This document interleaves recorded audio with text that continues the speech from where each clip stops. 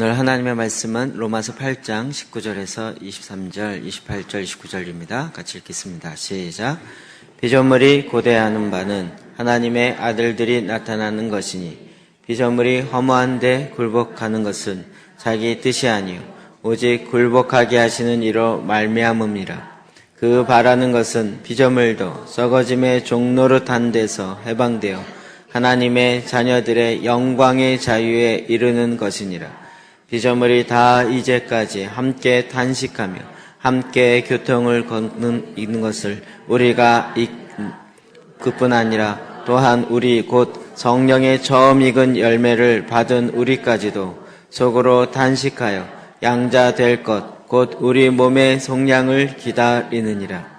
우리가 알거니와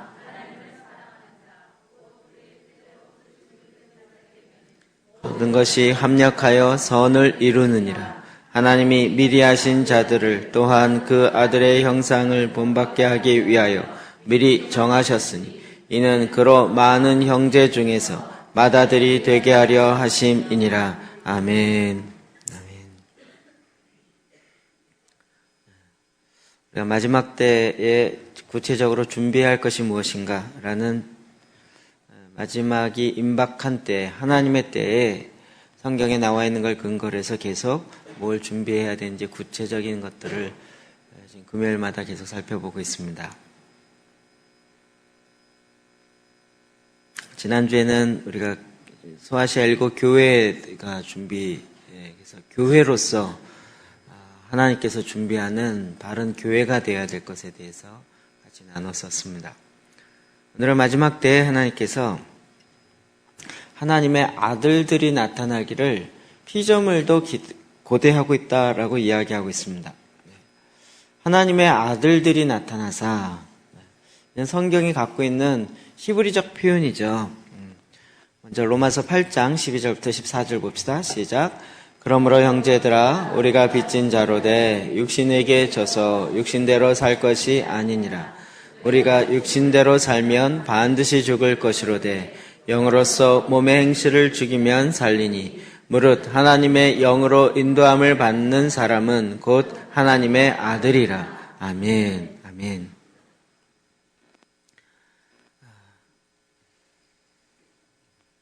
우리가 육신에게 져서 육신대로 살 것이 아닙니다.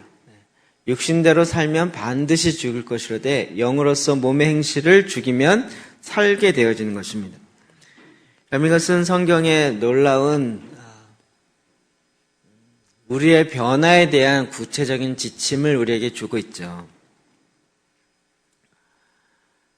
우리의 육신을 변화시키는 것이 아니라 육신이 죽으면 영으로서 몸의 행실을 죽이면 살리는 거죠. 이거는 정말 어마어마한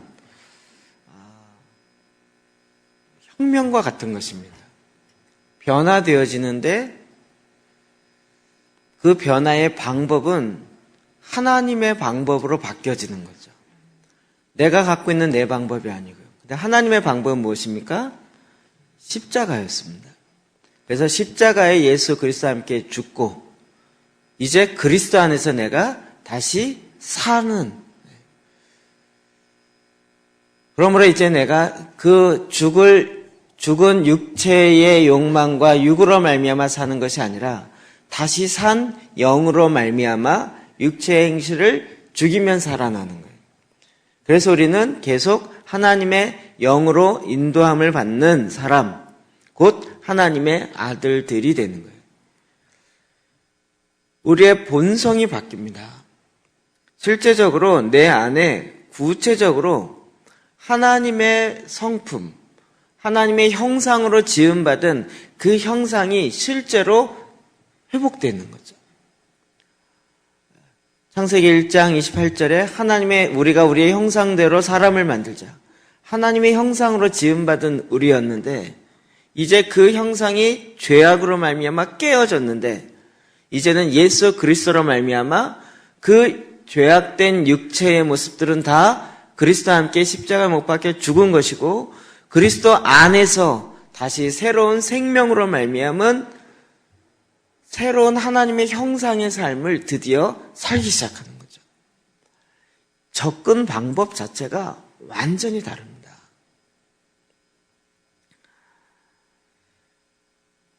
이와 같은 하나님의 아들이 되어서 이 땅 가운데 나타나는 것을 피조물도 기다리고 있다는 거죠.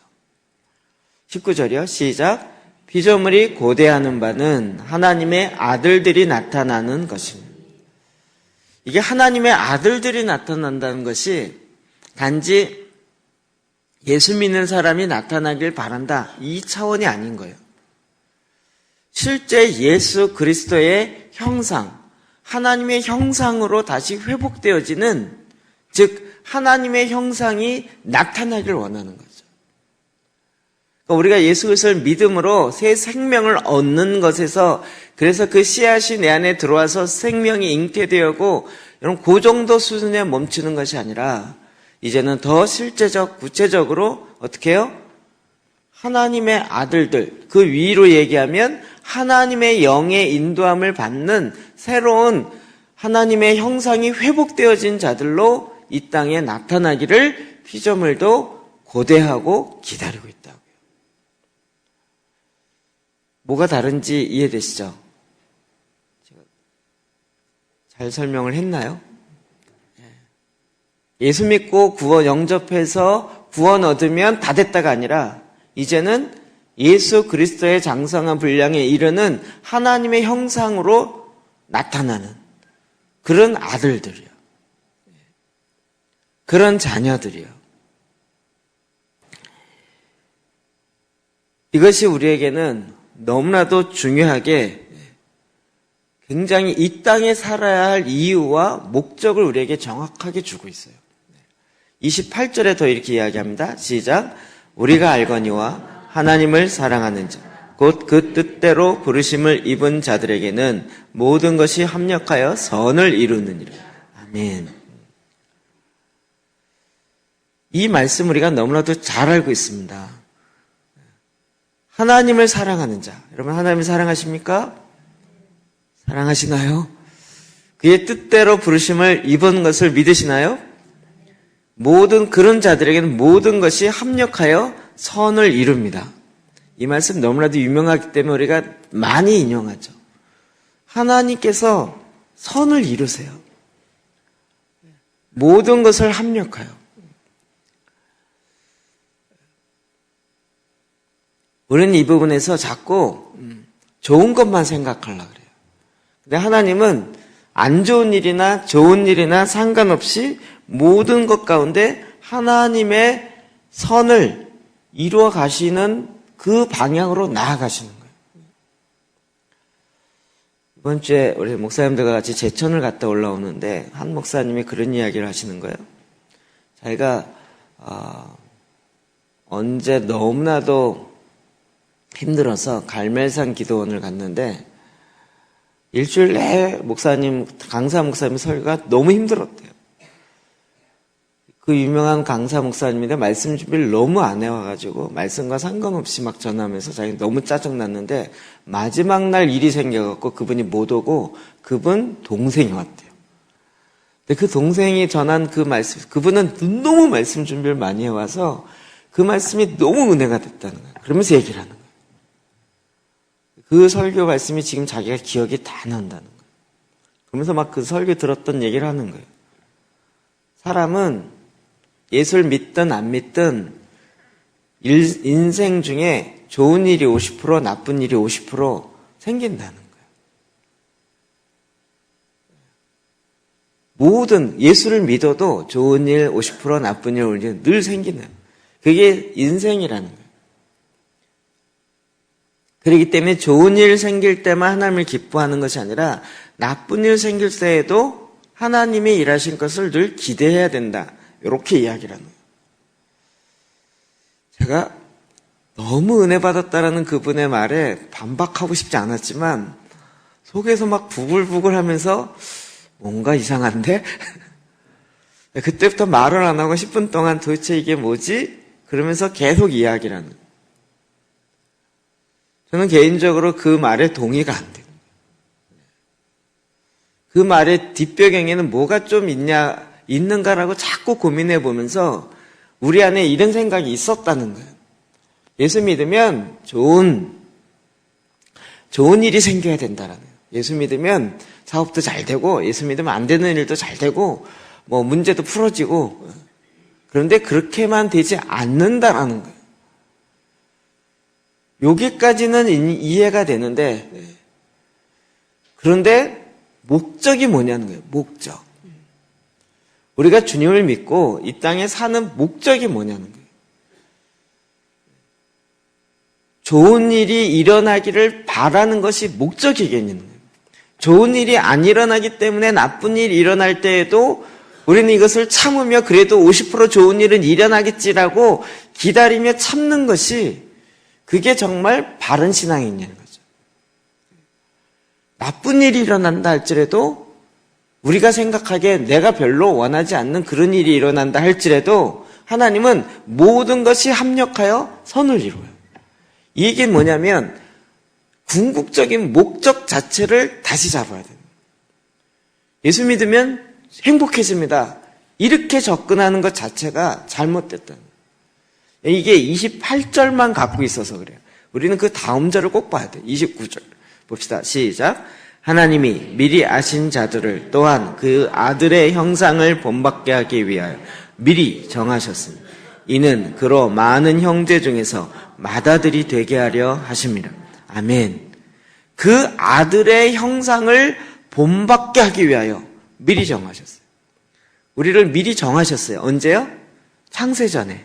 창세전에 우리를 예정하시고 우리를 구원하시기로 하고 미리 정하셨어요.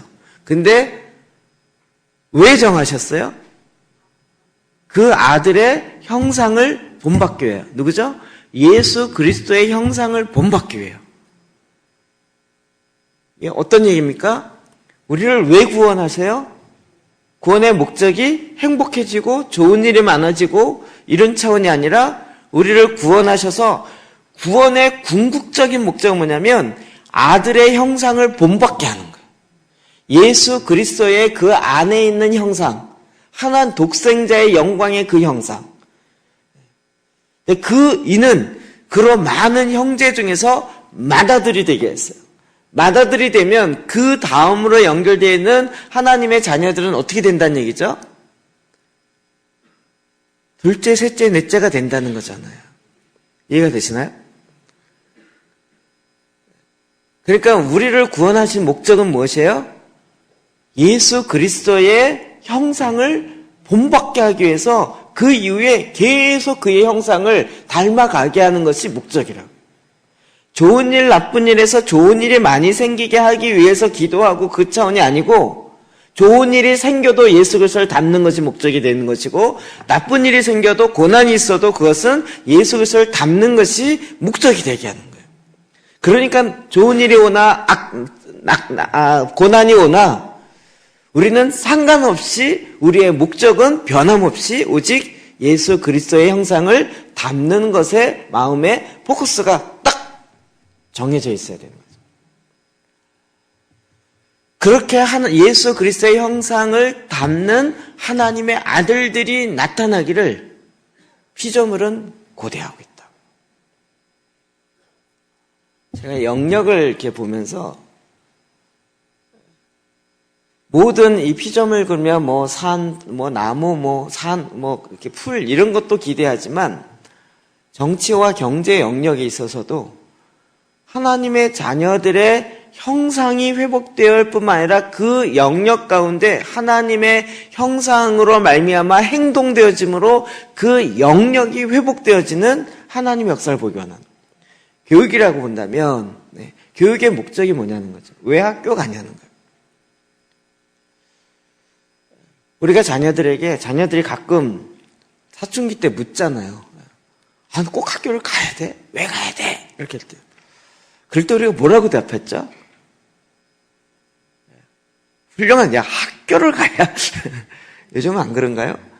학교를 나와야 네가 잘 먹고 잘 살 수 있지.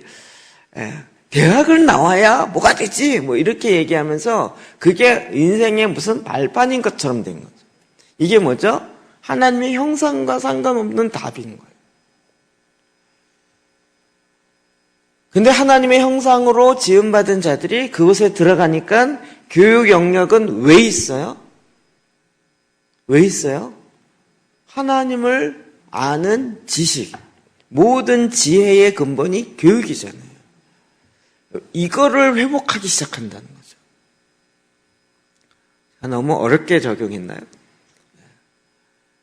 모든 영역 가운데서 지금 하나님의 아들들이 나타나서 예수 그리스도가 이 땅에 사신 것처럼 그렇게 살아가는 하나님의 아들들이 나타나기를 피조물들은 고대하고 있다고요. 자, 저 앞에 있는 나무라고 쳐봅시다. 여러분 이해를 못하는 분이 있어요. 여기에 막 회복의 동산교회에 들어오니까 야, 예수 믿는 하나님의 자녀들이 왔다. 너무 기쁘다. 나무가 이렇게 얘기하는 게 아니고 하나님의 아들들이 왔다 갔는데 여기 있는 나무들과 아무 상관없이 그냥 왔다만 가요. 그러면 피조물인 나무가 이거 뭐지? 하나님의 아들들이 나타나면 그들에게 하나님의 영광이 비춰질 것이고 하나님의 형상으로 말미암아 하나님의 하고자 하는 일들을 여기에서 할 것인데 왜 그건 안 하고 교회만 왔다 가지?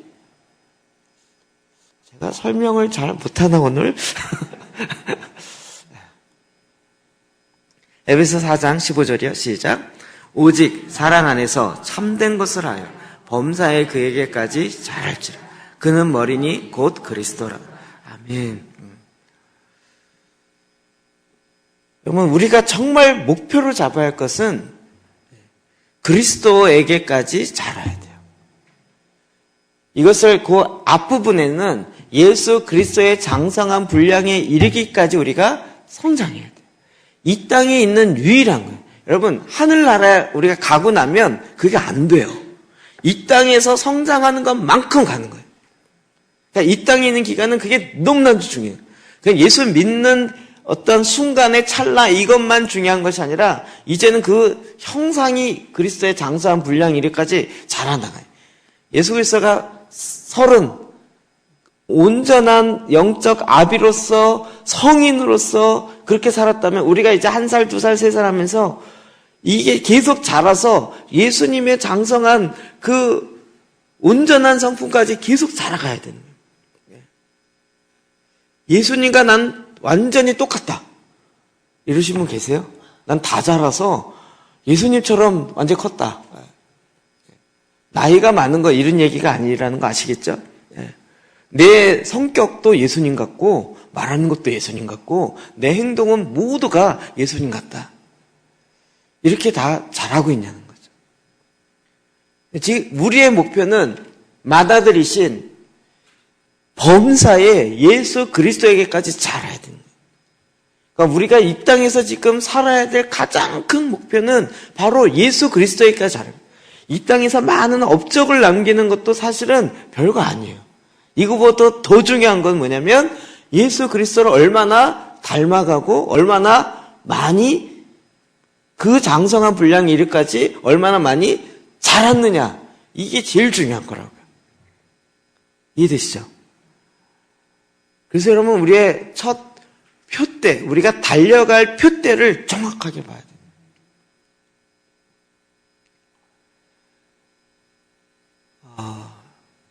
모든 그리스도인들의 삶의 갈망은 저는 그거야 된다고 생각해요.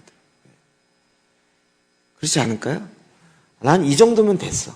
한국교회 성도들 중에서 나만큼 사는, 나 그래도 톱 3%는 좀 들걸? 아니면 10%는 들 것 같아. 적어도. 난 이 정도면 만족해. 더 이상 요구하지 말고 나 요 정도 하다가 주님 나 더 이상 떨어지지 않고 요 정도 유지하다가 주님께 가면 돼. 라고 생각하고 있다면 이게 지금 잘하는 게 멈춘 거잖아요. 이건 뭔가 지금 문제가 있다는 거예요. 뭔가 병들어 있거나 뭔가 착각하고 있거나 표대를 놓친 거예요. 안 그래도 다른 어떤 사람 100명이 있다면 그 중에 한 20위는 하는 것 같아. 이 정도면 적어도 80점이니까 그래도 상위권 아니야? 이 정도 열심히 하는 거지. 이렇게 만족할 수가 없다는 거예요. 다른 사람과 비교해서 어느 정도 낫지 이게 아니고요. 오직 그리스도 그에게까지 자라는. 그는 머리니 곧 그리스도라. 이 열망과 이 갈망이 계속 일어나요. 마지막 때 모든 피조물들이 정말 갈구하는 것은 그와 같은 하나님의 아들들이 나타나는 거라고. 그래서 우리는 이제 그 아들로 이 땅에 살아내야 되는 거예요. 자, 어떻게 사는가? 로마서 7장부터 봅시다. 18절부터 21절 시작.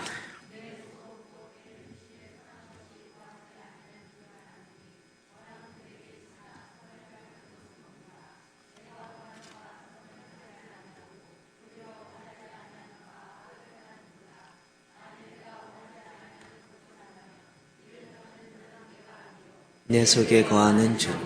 그러므로 내가 한 법을 깨달아는 곧 선을 행하기 원하는 날 악이 함께 있는 것이로다. 아멘. 로마서 7장, 저는 정말 로마서 7장 가지고요 상담을 참 많이 했어요. 대부분 고민하는 이유가 뭐냐면 내 안에 두 개의 내가 있다는 거예요. 내 안에 또 다른 내가 있다는 거예요.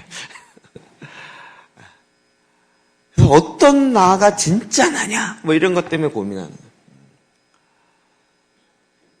그리고 제가 이 로마서 7장, 그래서 그때 제일 얘기 많이 하는 게 뭐예요? 오라 나는 공고한 사람이다. 누가 사망의 몸에서 나를 구원해내라. 막 내가 그 로마서 7장 그 부분 보면서 우와 내가 하는 고민이 여기도 있네. 바울도 있었네. 이러면서 막 공감이 되고 와 막. 그리고 제가 조금 더 나가면 로마서 8장 1절 2절까지 나와요. 그리스도 안에서 생명의 성령의 법이 사망의 법에서 나를 해방시켰다.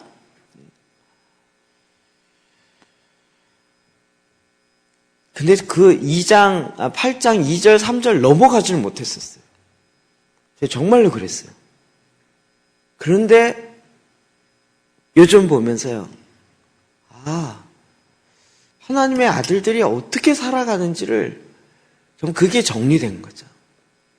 그제는 정말 저에게는 교회 모범생이었기 때문에 늘 자랑이 술 안 마시고 담배 안 피고 나쁜 일 못하고 안 하고 있고 이게 늘 자랑이었어요. 이게 뭐냐면 바리새인인 거예요. 율법에서 얘기한 걸 다 지키는 게 자랑이었어요. 네. 그렇죠? 안식일을 주일날 빠진 적이 없고 그러니까 십계명에 나오고 계명에 나오는 걸 날 다 지켰어요. 그걸 지킴으로 나는 그래도 괜찮은 사람이야. 교회 안 다니서보다는 좀 나아. 이 생각이 얼마나 팽배했는지 몰라요. 그리고 누가 물어보면 그걸 지키려면 어떻게 하면 지키는지 알아? 지키는 방법을 알려주는 거죠.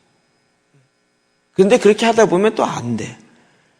그러면 오라 나는 공부한 사람이로다. 또 한창 또 디플레스에 빠져갖고 한창 뭐 헤매다가 어떠다 또 은혜 받고 다시 일어나면 주님이 은혜를 주셨네. 다시 열심히 내자. 그러니까 이걸 맨날 다람쥐 쳇바퀴 돌듯이 일어났다가 주저었다 일어났다 이걸 계속 돌았던 거죠. 그때 제가 상담할 때도 거의 그런 식이었어요.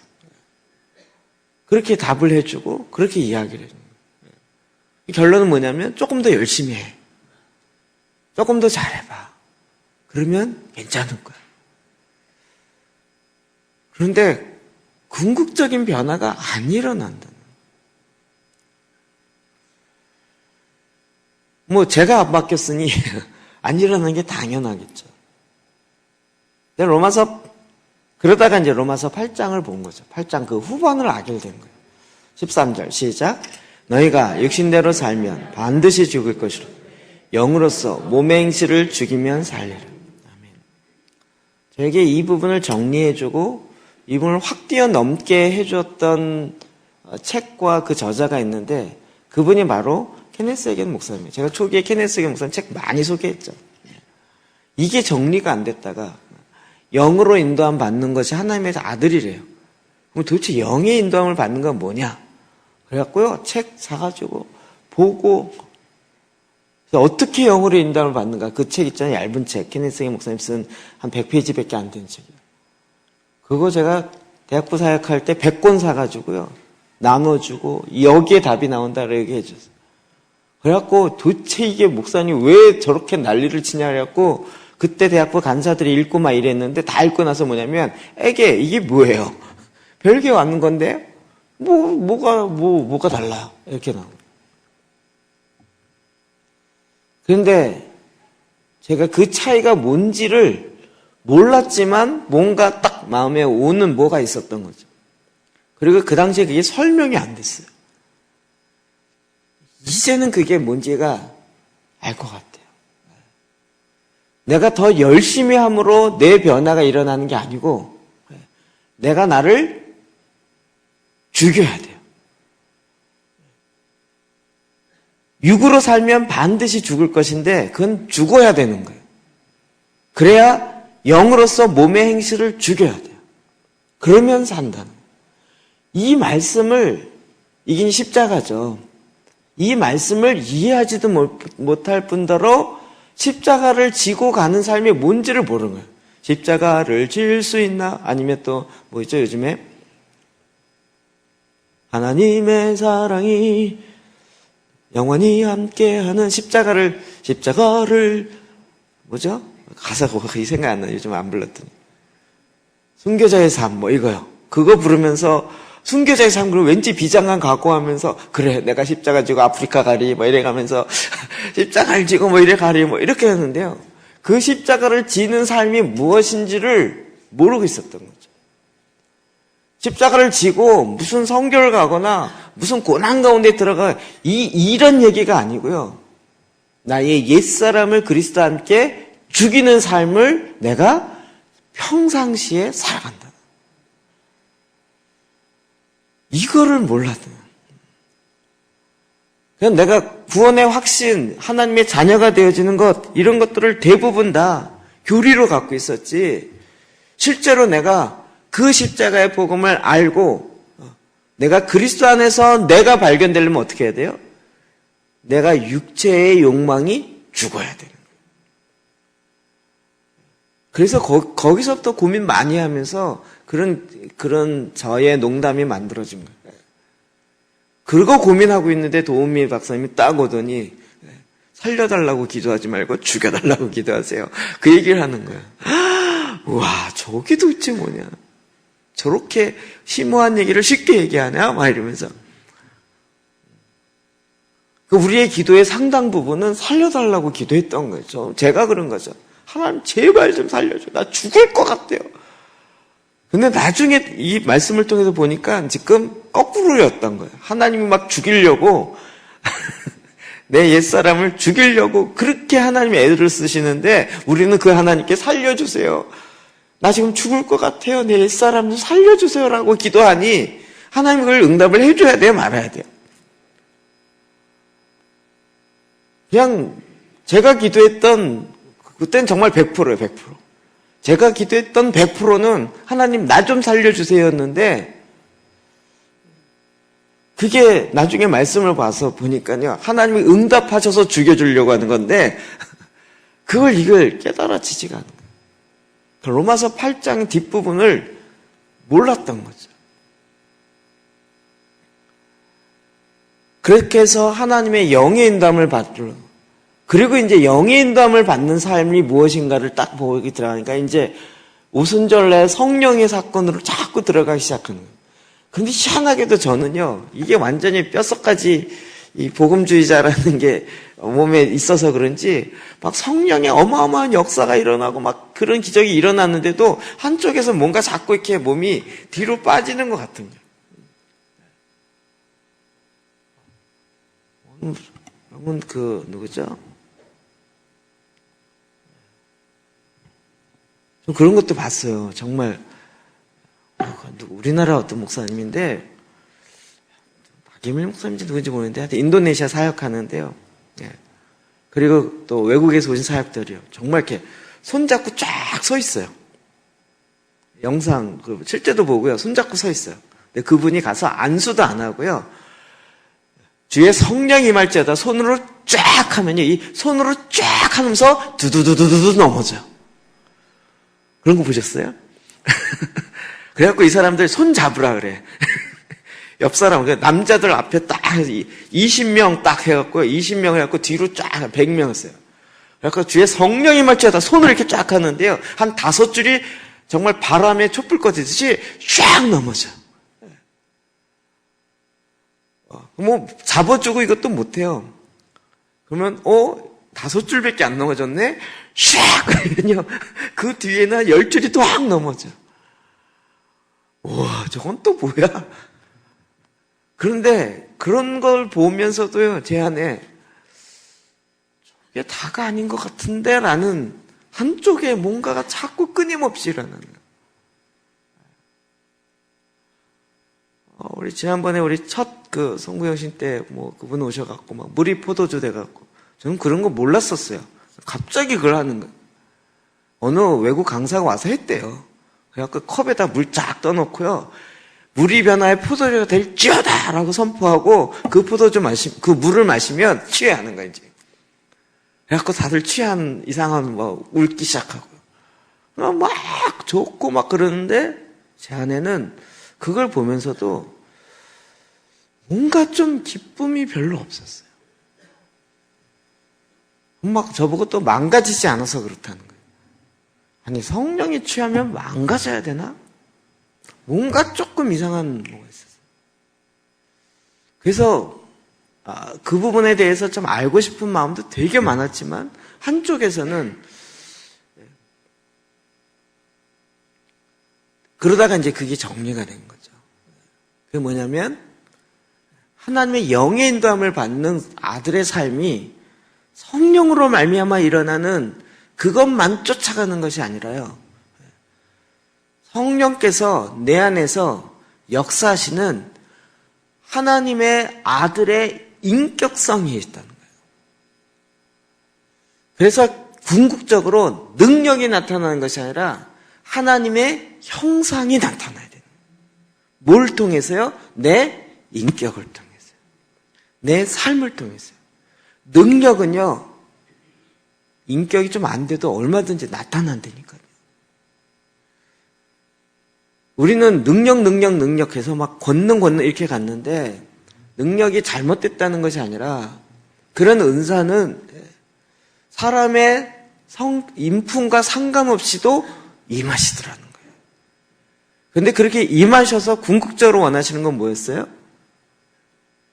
하나님의 형상이 내 안에 예수 그리스도의 장성한 분량이 이리까지 자라가야 된다는 거예요. 물론 그렇게 성령으로 말미암아서 하나님의 깊이 있는 걸 또 보고 깨닫고 알게 되죠. 잠언 15장 1절이요. 시작. 유순한 대답은 분노를 쉬게 하여도 과격한 말은 노를 격동하느니라. 아멘. 유순한 대답은 여러분 이게 무슨 얘기냐면 이제 내가 장성한 분량이 되면 될수록 유순한 대답을 하게 돼요. 예수님이 욱하시는 거 보셨어요? 저는 아직도 욱하는 또 욱하려고 그런다. 아직도 그게 좀 나와 있는데 예수님이 욱하지 않으시는 거예요. 예수님이 유순한 대답으로 대답하시는데 그 유순한 대답으로 그곳에 와 있는 막 예수를 돌로 치려고 하는 사람까지도 그들의 분노를 싹 쉬게 하세요. 그러니까 우리의 성품이 이제 그게 되어 가야 되는 거죠. 그게 돼요. 완전하지 않다 할지라도 점차 되어 가야죠. 전에는 매일 욱했다면 이제는 이틀에 한 번 욱하다가 이제는 일주일에 한 번 하다가 점점 더 성장할수록 한 달에 한 번 하다가 이게 이렇게 점점 성장해 가야 되는. 근데 이건 어디서 돼요? 내 성품에서 만들어져야 되는. 성령의 충만하면 욱한 게 안 일어나는 것이 아니라 그건 내 안에서 내 의지로 선택해야 될 문제였더라고요. 잠언 13장 12절이요. 시작.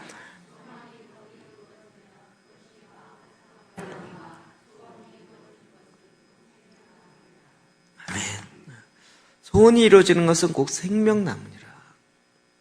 그 안에 하나님으로 말미암은 그 소원이요. 내가 원하는 소원이 아니라 하나님으로 말미암은 그 소망이요. 그럼 이것이 이루어지는 것이 생명나무예요. 그러니까 우리가 지금 하나님 앞에 바른 소망을 갖고 있는지를 보셔야 돼요. 제가 그런 얘기 자꾸 했었죠. 주님을 향한 거룩한 야망을 갖고 하나님 내 안에도 눈물을 주십시오.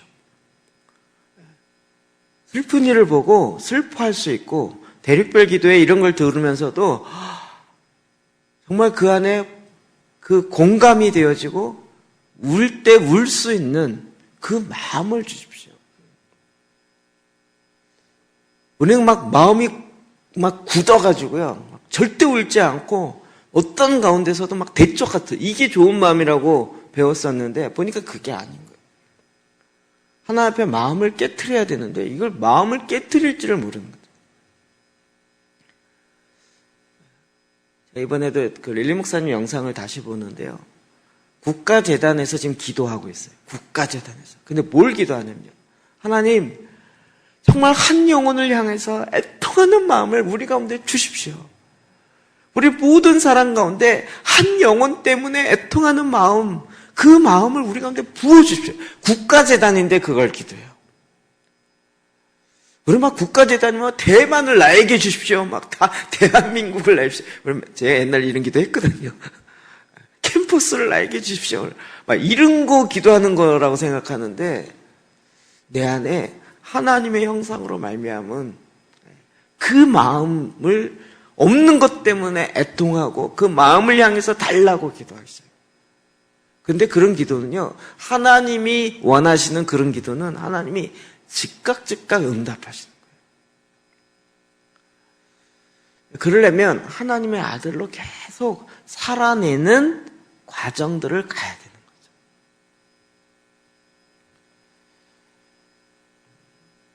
거죠.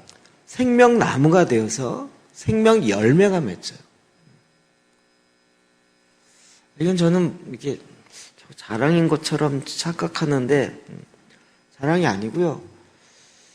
저희가 지금 책을 계속 내요.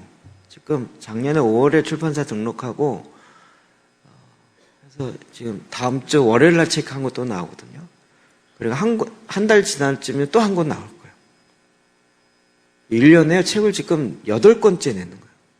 여러분 모르시겠지만 출판사가 1년에 책을 이 정도 내는 출판사는 그리고 기독교 출판사고 정말 이렇게 안 읽혀질 것 같은 무슨 직장재단이니 이런 책이 나오는데도 계속 내는 출판사는 굉장히 드물어요. 그런데 계속 내게 하시고 또 그것을 사람들이 많이 또 보게 하시고요. 정말 제가 생각하기에도 놀라워요. 이게 제가 한 게 아니에요. 요즘은 또 보혈기도가 엄청 계속 나가고 있어요. 제가 한 2주 전에 200권 주문했는데요. 다 나갔어요. 다시 또 100권 주문했어요. 이게 그 생명나무 열매처럼 계속 열매가 주렁주렁 맺히는데 퍼져가요. 이번 제천에서도요. 정말 제가 하루 안 갔는데 그 주에 그 목사님이 잘못 알고 간 거를 또 하는 바람에요. 보혈기도와 그다음에 말씀기도가 확 퍼져가기 시작해갖고요.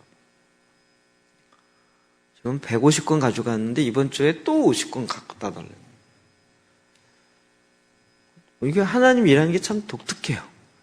제가 계획해서 이렇게 한 거 아닌데요. 스쿨 때 보혈기도 얘기 안 하기로 했거든요. 근데 저는 안 하는데요. 다른 분이 얘기해버리기 시작하면서요. 팍 퍼져가기 시작해요. 생명나무와 같이 열매가 계속 맺혀져요.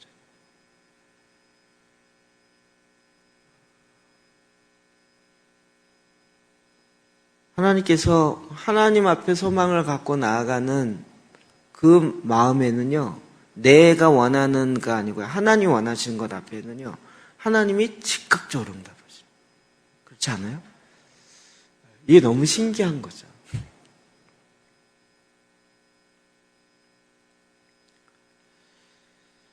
그래서 우리에게는 이제 나의 의지적으로 말미암은 인격적인 변화와 기름 부으심이 통합돼야 되는 거죠. 마지막 때 주님이 이걸 원하시는 거예요. 야고보서 4장 6절이요. 시작. 그러나 더욱 큰 은혜를 주시나니 그러므로 일렀을 때 하나님이 교만한 자를 물리치시고 겸손한 자에게 은혜를 주신다 하였느니라. 아멘. 아멘. 하나님께서 큰 은혜를 주시는데 교만한 자를 물리치시고 겸손한 자에게 은혜를 주세요. 그러니까 우리가 주님의 방법으로 쫓아가면 쫓아갈수록 사실은 더 겸손해져요. 근데 겸손해지면 겸손해질수록 하나님은 더 큰 은혜를 주세요. 바울이 그랬죠. 처음에는 내가 만삭되지 못한 자라 그러다가 고린도서 15장 9절 볼까요? 시작.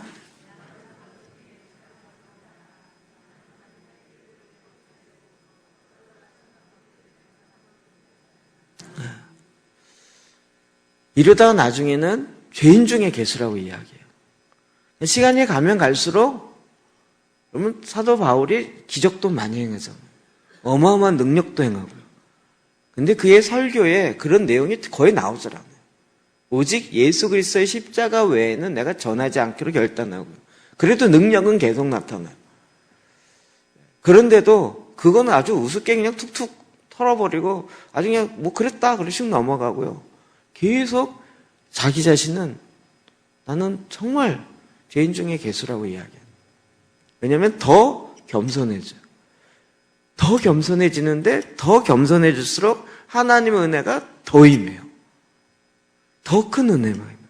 이게 뭐냐면 그의 인격이 주님을 닮아가는 것으로 더 닮아가는 거예요. 그렇게 예수 그리스도를 더 닮아가니까 주님의 은혜는 더 임하는 거죠. 우리의 성품이 그렇게 점점 내 의지적인 의지 영역에 그 변화가 더 크게 일어나는 거라고요. 저도 옛날에는 기름 부으심이 나를 변화시키는 줄만 알았어요. 기름 부으심이 정말 필요해요.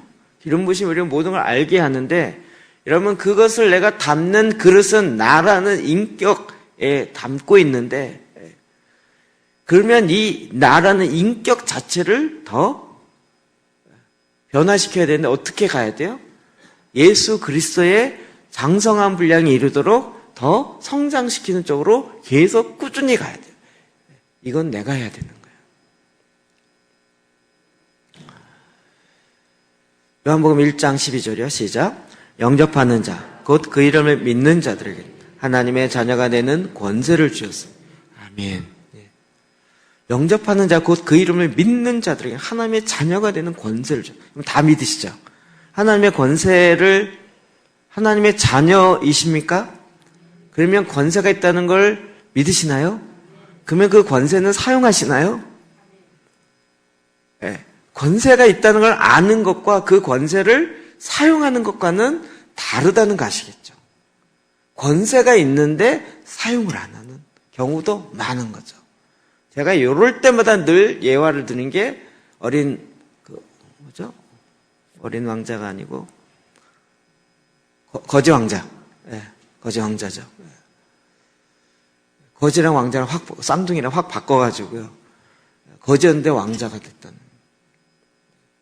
그 사람이 왕자로서 할 일이 정말 많은데 뭘 해야 될지 모르니까 옥새를 가지고 국가의 국세를 가지고 호두만 까먹고 있지 그걸 어떤 법에다가 찍어야 되는지 모르는 거예요. 그러니까 오히려 감춰놨다. 그 어마어마한 권세를 감춰놨다는 거예요. 하나님이 일하신 것 중에 하나가요. 이번 주에 이제 올해를 제가 워낙 좀 이렇게 막 제천 왔다 갔다 하니까 사실 2016년을 잘 정리를 못했어요. 아직도 제 머릿속에는 2016년이라고 생각하고 있고 2017년이 아직 뭘 해야 되겠다는 생각을 못하고 있어갖고요. 그러다 좀 정리가 됐어요. 그래서 2016년도에 지난번에 신한산 대학을 교수 기도 모임을 하기로 하고 거기에 우리 황영 목사님 보내놓고 한 학기가 마쳤는데 이게 어떻게 됐지? 갑자기 궁금해지더라고요. 물었어요. 그랬더니 거기는 이제 교수 기도 모임이지만 방학과 함께 그 모임도 방학이래요. 그래요? 그러면 어떻게 해요? 근데 카톡으로만 기도재단 한대요. 제가 거기 가입했는데요. 나와버렸어요. 얼마나 열심히 올리는지, 그리고 올리는 시간이 없어요. 꼭 새벽 1시, 12시, 잘라 하면 데리리 올리고 그래요. 그러면 또, 이건 안 보면 잠이 안 오잖아요. 뭐 급한 일인가? 그리고 보면 누가 카톡에 기도재단 올린 거예요. 근데 너무 이게 좀 제가 약간 귀찮아갖고 탈퇴를 해버렸어요. 그 모임을, 그래서 거기 이제 그 신원산대 원장 된 분에게 전화를 했어요. 이번 학기 어떻게 잘 지내셨나요? 그리고 어떻게 잘 진행이 됐나요? 그랬더니 그분이 자기는 성경 10장 읽는데 급급해갖고 너무 힘들었대요. 이거 성경 읽는 게 기도재단이 아니고요. 그걸 가지고 우물을 깊이 파야 되었더니 저는 읽는 것조차도 너무 시간도 많이 걸리고 너무 힘들었다는 거예요. 그렇게 하면 안 되는데? 그랬더니 이분이 갑자기 그러면 우리 평가 모임을 할까요? 그래서 뭐 그런 거 하세요. 그랬더니 그냥 그때부터 발빠르게 평가 모임을 딱 정해버렸어요. 교수님 이번 주 수요일 날 모이겠습니다. 다 모여서 방학 때 소집을 해버렸어요. 그래 놓고 저한테 전화 와서 우리 다 모이기로 했으니까 목사님 오세요. 그러는 거예요. 제가 또 끌려갔어요. 약간 두려웠어요.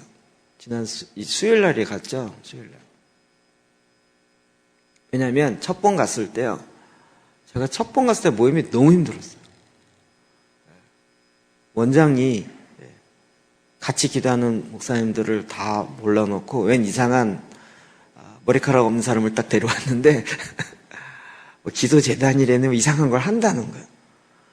근데 거기 있는 앉아있는 목사님 교수님들이 다 팔짱을 끼고 뒤로 빠지더니 그게 뭔데요? 이러는 거예요.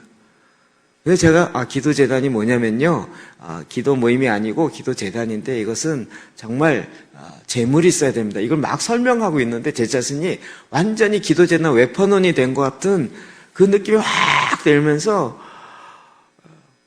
그분들이 그게 뭐예요? 성경 있는 거 뭐가 달라져요? 이러면서 제가 설명하면서 제가 창피하더라고요. 그래갖고 막 식은땀이 막 나고 내가 이런 수모를 또 당해야 되나 이런 생각이 막 들면서 이랬거든요. 그래도 원장이 하니까 같이 하는 목사님, 교수님들이 뭐 안 할 수 없죠. 제일 높은 사람이 하니까. 그 모임을 또 갖는 게 저로서는 굉장히 긴장이 되고 좀 싫었거든요. 갔어요. 교수 목사님들이 와 있어요. 앉혔죠. 한 학기 동안 성경 10장을 읽으면서 기도재단을 조금씩 하셨는데 어떠셨나요? 그리고 묻기 시작했어요. 근데 얘기를 이렇게 하는데요. 분위기가 확 달라졌어요. 확 달라졌어요. 어느 목사님은 벌써 그 교회 적용도 했고요. 어느 목사님은 정말 10장 읽으면서 이게 정말 기본인데 왜 우리가 이걸 못하고 있었을까? 지금도 꾸준히 잘 못하지만 그 분위기가 확 달랐어요. 그러면서 저를 보는 시선이 웹판원 보는 시선에서 갑자기 기도재단에 무슨 고수가 온 것 같이 이게 탁 달라진 거여서 제가 약간 또 힘이 이제 나기 시작하는 거여서 10장을 읽는 게 중요한 게 아니고 정말 우물을 파야 되는데 그걸 파기 위해서는 읽는 것과 묵상하는 것과 글 깊이 있게 들어가야 됩니다. 막 그 얘기를 하니까 이제 그분들이 또 그런 게 있구나 그러면서 그런데 제가 보기에 더 이상은 안 나가실라. 그래서 우리가 앞으로 열심히 합시다 이러고 끝내려고 그러는 거예요. 그래서 제가 또 마음에 조급함이 좀 있어서 이렇게 끝나면 안 되잖아요. 우리 요 정도 하고 끝내면 안 됩니다. 조금 더 나가야 되지 않을까요? 속에서 머릿속에 막 돌아가죠. 제가 원하는 건 뭐였냐면 아예 그 학교에 거기 안 하는 게 없어요. 그 모임에서 채플을 다 진행을 하거든요. 채플 강사진을 거기서 다 불러오고 그 다음에 그 학생들과 멘토링 시스템에 다 담당 교수들이고 그걸 다 학교에서 돈 줘서 그 시스템하고 거기에 할 수 있는 교수가 없으면 안산에 있는 목회자 초청해 와가지고 그들에게 멘토링 강사 자격 해가지고요. 그들로 하여금 학생들 5명씩 한 학기 동안 일주일에 한 번씩 만나서 멘토링 하게 되어 있고요. 그 다음에 직원 기도 모임이 있고요. 학생 기도 모임이 있고, 한 목사님은 또 거기 30명 되는 찬양팀을 데리고 있고요. 그러니까 웬만한 거 다 할 수 있는데요. 제 마음속에 한 학기를 내 기도재단만 설 예배 시간에 해가지고, 그러면 16주 동안 한 학기 동안 기도재단 하고, 그 사람들 멘토링 하는 교수들이 다 이걸 기도재단 해갖고 하면 조모임 딱 되잖아요. 자동 되겠네? 이런 생각이 있어갖고 확 미룰까 그러는데 또 아닌 것 같아요. 그래서 먼저 교수님들이 맛을 봐야 되지 않겠습니까? 그래갖고 이제 조금 푸시를 했죠. 이제 3월 3일 날 개강하니까 그때부터 하잖아요. 아니요, 그때부터 하면 늦습니다. 미리 좀 해야 됩니다. 방학 때 나오라고요? 어떤 한 분은 그 모임 때문에 집이 의정부인데 오셨더라고요. 1시간 반 얘기하려고, 1시간 반 모임하려고 2시간 반 왔다 2시간 반 가셔야 돼요. 근데 이 교수님은요, 왔다 갔다 5시간이에요. 그런데 또 오라고요? 그런 거예요. 아니, 그런 것보다도 그래도 우물을 파면서 금요일날 기도 모임이 1시간 밖에 못해. 1시간 반. 시간을 정하지 말고 한 번은 4시간이 됐든 5시간 됐든 한 본문을 갖고 씨름하면서 깊이 있게 한번 파서 거기서 나오는 샘을 좀 먹어봐야, 그래야 야 이거구나라고 깊이 있게 알지 않을까요? 그래갖고 교수 1박 수련회를 할까? 그랬더니 다들 이제 이 사람이 또 그래서 막 빼기 시작하는 거예요. 한 번은 합시다. 그랬더니. 그래서 정했어요. 한 번은 끝나는 시간을 정하지 않고 시작해갖고 한 4시간이 되든 5시간 되든 합시다. 딱 정했어요. 하기로 했어요. 하루 종일. 근데 그날이 금요일이에요. 제가 막 합시다라고 해놓고 요일이 정한 게 금요일이에요. 제가 금요일날 리더 모임 때문에, 리더 모임 제가 웬만해서 양보 안 하거든요. 금요일날은 못 갑니다. 했더니 아니, 목사님 오셔야죠. 갑자기 이제 웹판원에서 고수가 돼가지고, 와서 같이 해야 된다. 저는 금요일 날은 절대 이게 안 됩니다. 했더니, 그러면 자기네가 요일로 옮기겠대요. 목요일로 다 옮길 테니까, 목요일 와서 하라는 거예요. 근데 저는 제 마음속에 이게 기쁨이 됐어요. 웹판원에서, 이게 위치가 바뀌었어요. 그래서, 야, 하나님이 이렇게도 일하시는구나. 이렇게도 일하시는구나. 그들의 마음의 밭이 점차 바뀌기 시작해요. 단지 성경만 10장씩 읽는 일만 했을 뿐인데도요, 하나님께서 바뀌시는 거예요. 그리고 그 권세를 정말 사용하게 하시는 거죠. 신한사에 4,000명이, 학생이 4,000명인데요.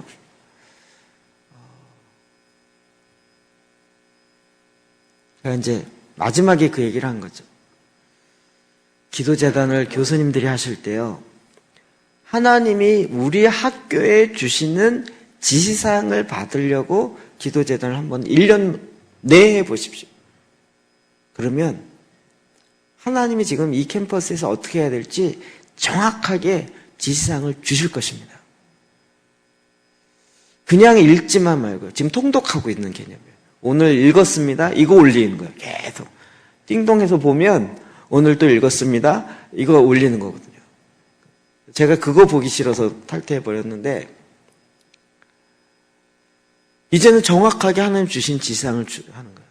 그럼 그거를 지난번에 얘기를 했는데 안 올리신 거예요. 그게 힘들다는 거예요. 말씀을 읽고 그거 갖고 기도하는 게 힘들다는 거예요. 하나님이 희한하게요, 자녀의 권세를 주시고 이걸 사용하기 시작하니까요, 하나님이 그것들을 하나님이 풀어가기 시작해요. 하나님이 풀어가요. 거기에 정말 인내가 필요하더라고요.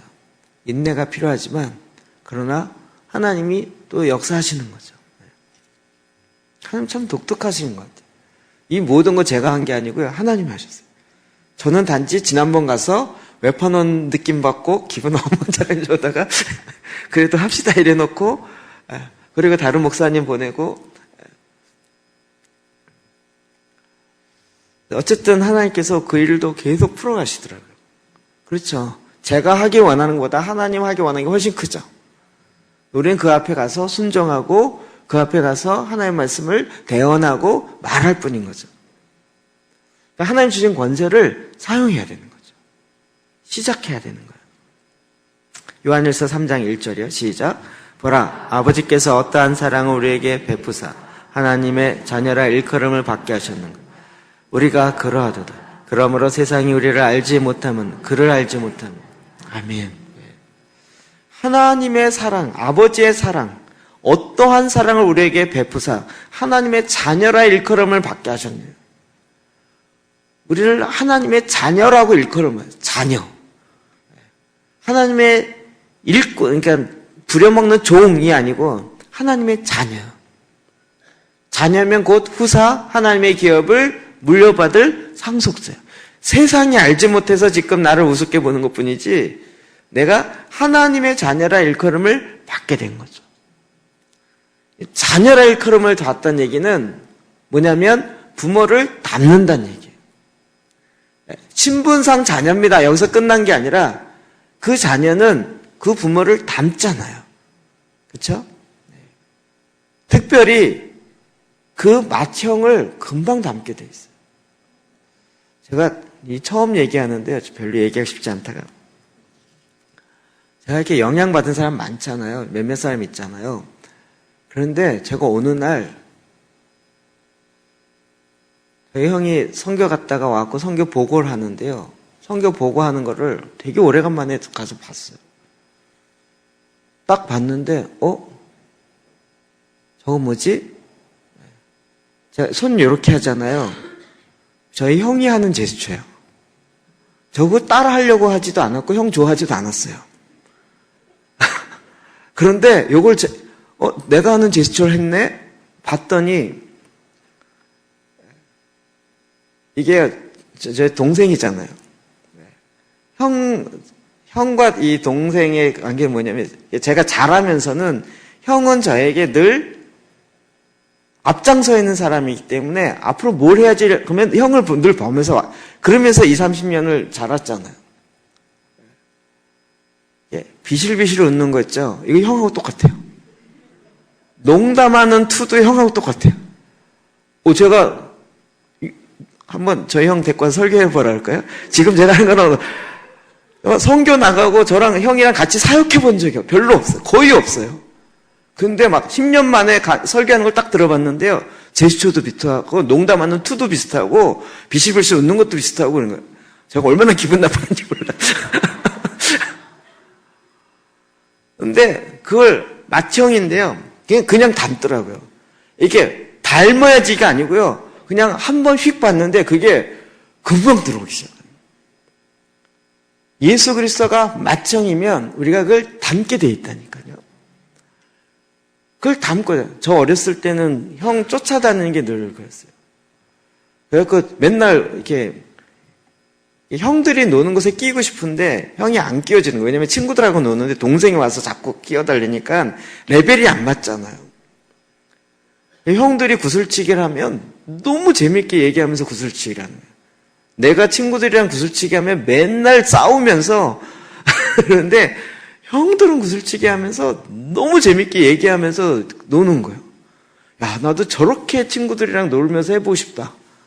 그래갖고 막 형 놀러 간다 그러면 막 쫓아가서 형 노는 거 구경하려고. 쫓아가려고 그러면 형이 못 쫓아오는 거예요. 그럼 막 울어요. 그러면 우리 엄마가 야, 동생 좀 데려다녀라. 그러면 저희 형은 저를 떨구고 가는 게 목표였어요. 축구를 해도 그렇고 뭘 해도 그렇고 저를 떨구고 가는 게 목표인데 저는 형이랑 같이 붙어 다니고 싶은 게 너무 이렇게 원하는 게 있었어요. 어렸을 때. 물론 형이랑 같이 놀은 적 별로 없어요. 늘 저희 따로따로 살아가지고. 근데 그냥 닮는다고요. 그냥 닮아간다고. 네. 너무 많은 것들이 그냥 이렇게 닮아가요. 그럼 이게요, 우리 안에 DNA로 있어야 돼요. 예수 그리스도를 닮고자 하는 그 열망으로 그리고 이게 내 삶에요, 그냥 나타나기 시작합니다. 그냥 내가 그 열망이 있으면 희한하게요, 하나 딱 봤는데 닮아져요.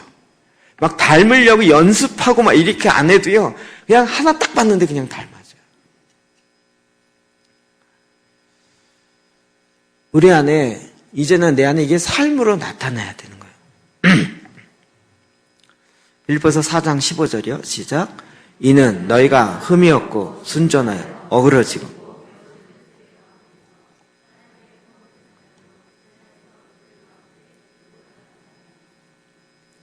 빌립보 교인들을 향해서 권면했던 이야기입니다. 너희가 흠이 없고 순전하여 흠이 없고 순전하게 나타나길 원하는 거예요. 지금 제가 이 얘기를 하는 거죠. 저와 여러분이 흠이 없고 순전하게 이 세상 가운데 나타나야 돼요.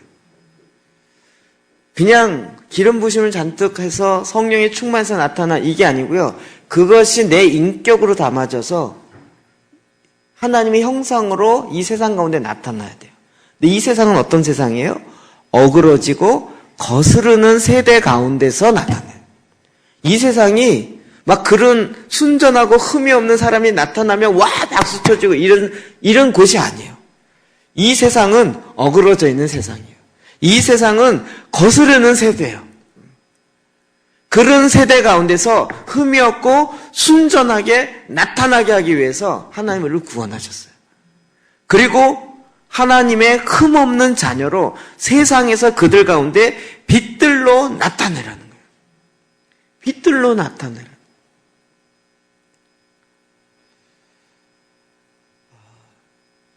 우리가 계속 나타내야 돼요. 제가 이번에 제천 가서 처음으로 그 이야기를 했거든요. 조장이 8명이 가요. 8명이 가는데 제천 1시인데요. 저희 교회에서 10시에 떠나요. 10시에 떠나려면요. 서울에서 오시는 목사님이 여기 왔다가 가는데 거기서 한 9시 10분이나 이렇게 떠나요. 여기 왔다가 여기다 차 놓고 여기서 4명이 차 타고 가면 동수원 IC로 나가서 수원에서 오시는 분 태워가지고 덕평 휴게소에 가면요. 파주에서 오신 분이 거기다 차를 대고 대기하고 있어요. 덕평은 희한하게 휴게소가 맞물려 이렇게 건너 있지 않고 한 휴게소에 주차장이 양옆에 있거든요. 그래서 파주에서 외곽 타고 중부로 내려와가지고 거꾸로 덕평 올라와서 거기서 차를 대놔요. 그러면 그분을 또 태워가지고 그리고 이제 제천을 내려가요. 이걸 매주 하는 거거든요. 그러니까 제천에 계신 분들은 우리가 그리고 이제 충주에서 2명 조장이 오고요. 그냥 딱 시간 되면 8명이 쫙 오니까 오나보다 이렇게 생각하는데 이런 과정을 모르는 거예요. 갈 때면 역순으로 이렇게 가요. 그 조장을 태워서 가는 거 카풀해갖고 이렇게 가는 것도요 장난이 아닌 거예요. 그냥 휙 가면 2시간, 1시간 40분 정도 가면 되는데요. IC를 나갔다가 태워가지고 다시 오고 또 이렇게 가니까요. 그건 3시간 걸려서 가야 되는 거예요. 그리고 여기서 그렇지 다시 여기서 차 내고 다시 또 집으로 가려면 시간이 더 걸리는 거예요. 그런 얘기를 한 거죠. 제천에 왜 이렇게 우리가 오겠냐는 거죠. 그리고 저희가 무슨 강사료 받는 것도 아니고 조장이 무슨 수고료 받는 것도 아니고 다 자비로 다 가서 밥 먹는 것도 다 우리가 돈 내서 그냥 밥 먹고 서로 품앗이 하면서 왜 그렇게 하냐면 계속 나타내려고 하는 거예요. 뭘 원하냐면 우리가 이렇게 헌신합니다가 아니라 우리가 바라는 건 여러분도 그렇게 해야 된다는 거예요. 제천에 계신 분도 그 옆에 정선이나 영원이나 벌써 다음 학기, 다음 스쿨은 언제 해요? 이 얘기 자꾸 나오거든요. 그러니까 막 다음 스쿨을 해야 된다 얘기하는데 그럼 제가 이제는 얘기를 본색을 드러내는 거예요. 다음 스쿨 땐 조장 안 옵니다. 한 번만 옵니다. 이제는 여러분이 기도재단에서 여러분이 조장해야 됩니다. 그리고 여러분이 우리가 하듯이 여러분 돈으로 여러분이 시간 내서 스스로 가서 스스로 영월 가고 정성 가고 여러분이 그거 하셔야 됩니다. 아무도 싫어하지 않아요. 왜냐하면 그렇게 하는 걸 봤기 때문에. 나타내야 돼요. 계속 드러내야 돼요. 나타내야 돼요. 이거 계속 고민하는 거죠.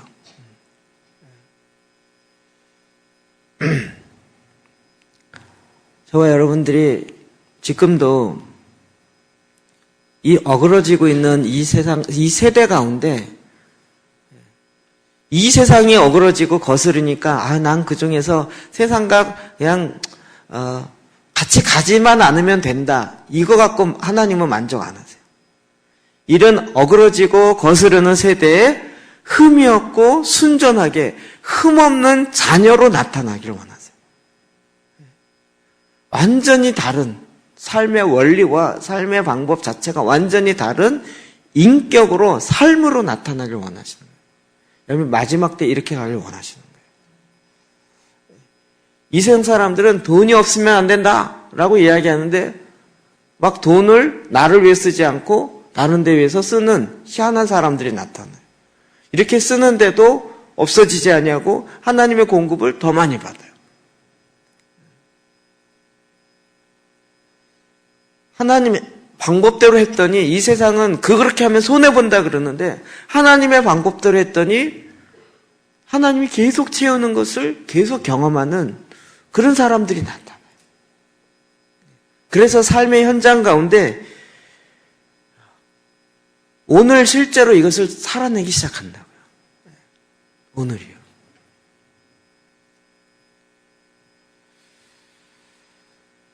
여러분, 저는 정말 저희 교회에서뿐만 아니라 여러분의 모든 삶 가운데 이제는 생명나무로 나타나길 원해요.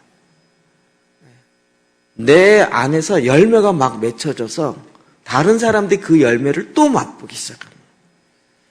그들이 그곳에 가서 또 그 생명나무를 심는 자들이 되기 시작합니다.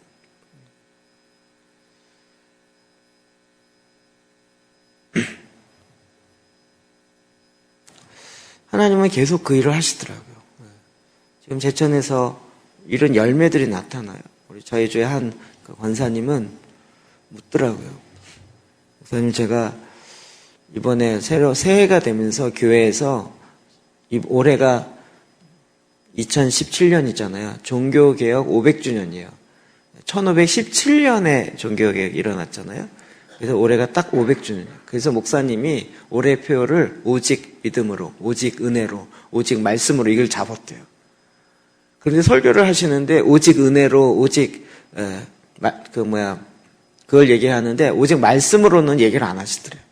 그래서 자기가 오직 말씀으로 하면 기도재단이 확 밀려고 했는데 얘기를 안 하셨고 너무 답답해서 그래서 성경 읽기 그걸 표를 나눠주게 했더니 사람들이 자기가 성경을 읽으려고 했는데 어떻게 읽을지 몰라서 좀 고민하고 있는데 어떻게 읽어야 되냐. 그래서 그분이 싹 웃으면서 내가 가르쳐줄게. 날 만나자. 일주일에 한 번 만나자. 그리고 하루에 10장을 읽어야 돼. 어떻게 해요? 표 딱 주면서. 그리고 10장 읽고 그 중에 은혜가 되는 말씀을 카톡으로 나한테 보내. 알았지? 매일. 이렇게 벌써 3사람을 했어요. 그러면서 그분이 목사님 이렇게 해도 돼요? 그러는 거예요. 뭐죠? 그렇게 하는 거예요. 그렇게 하는 거예요. 저희들이 하는 걸 보니까 그렇게 하면 되겠구나. 우리 이분이 벌써 스쿨 끝나지도 않았는데 벌써 하기 시작한 거예요. 열매가 맺혀지고. 우리 어떤 한 목사님은요, 올해 교회 표어가 뭐냐면 말씀으로 기도재단을 세우자. 아예 잡았어요. 그래서 올해 성경 읽기 다 하고요. 새로운 마음으로 성경 10장으로 읽고 말씀으로 기도하기로 합시다. 그래갖고 아예 정하셨어요. 정말 열매가 맺혀져. 그 소원함의 열매가 맺혀지는 걸 보면 마음에 기쁨이 일어나잖아요. 여러분이 그걸 한번 도전해 보시라고요. 왜 나는 안 일어나지? 안 일어나는 게 없어서가 아니라고요. 없어서가 아니고요. 여러분이 권세를 이제 사용하기 시작하는 거예요. 여기서 한번 해볼까? 이런 생각 들면 그건 하라는 뜻이에요. 그 권세를 갖고 주님, 할 수 있는 가능성이 없는데 이런 거는 하나님이 하시겠다는 거예요. 그렇죠? 사람의 힘으로는 안 되는데 하나님 그 마음을 주셨을 때는 소원하는 마음을 주시고 하나님이 하시겠다는 거거든요. 그걸 탁 나가기 시작하는 거예요. 그러면 그때부터 내가 하는 것이 아니고 하나님이 하는 것을 드러내는 거예요. 거기 가서 하기 시작하는데 이제 나를 드러내는 것이 아니고 하나님이 내 안에서 일하셨던 말씀을 자꾸 드러내고 성경을 얘기하고 성경을 드러내고 말씀을 드러내고 그래서 하나님의 형상을 드러내기 시작합니다. 이와 같이 하나님의 아들들이 나타나기를 피조물은 고대하고 있었어요. 제가 이렇게 얘기하면 너무 교만한 것 같은데 요즘 제가 이 교만한 얘기를 너무 많이 해요. 이렇게 하는 교회가 나타나기를 피조물은 기다리고 있었어요. 이런 교회가 나타난 거예요. 이렇게 하는 하나님의 성도들이 나타나기를 피조물도 기다리고 있었어요. 우리가 드디어 깨닫고 하기 시작한 거예요. 처음에 모르고 무식하게 했지만 이제 막 하기 시작한 거예요. 그랬더니 퍼져가기 시작하는 거예요. 네. 그리고 이제는 그 열매를 보게 되는 거죠. 마지막 때 제가 이제 막 너무 담대. 올해 그 표를 잡은 거죠. 주에 오실 길을 예배하라. 수축하라고. 길을 닦으라고. 올해 시작입니다. 저는 아예 선포한 거예요. 올해 하나님이 이 일을 하기로 이미 시작하셨습니다. 이미 그 일은 시작되었습니다. 저와 여러분 가운데 하나님의 새 일을 시작하기로 이미 주님이 작정하신 게 아니고요. 주님은 시작하셨고 우리는 그 시작 가운데 이미 들어가셨어요. 들어가기 원합니다. 이렇게 기도하지 마시고요. 이미 들어가셨어요. 그 일을 이제 딛고 가기 시작하는 거예요. 주님은요, 우리를 준비시킨 이유가 뭐냐면 그들 가운데, 이 세상 가운데 빛들로 나타내게 하기 위한 거예요. 그리고 드디어 빛들로 조금씩 나타나는데 하나님 가만두실까요? 예, 딱 퍼지게 하시겠죠. 뭐 많이 퍼졌기 때문에 좋다 이 얘기가 아니고요. 하나님께서 계속 하나님의 일하심과 하나님의 역사하심이 드러나게 하시겠죠.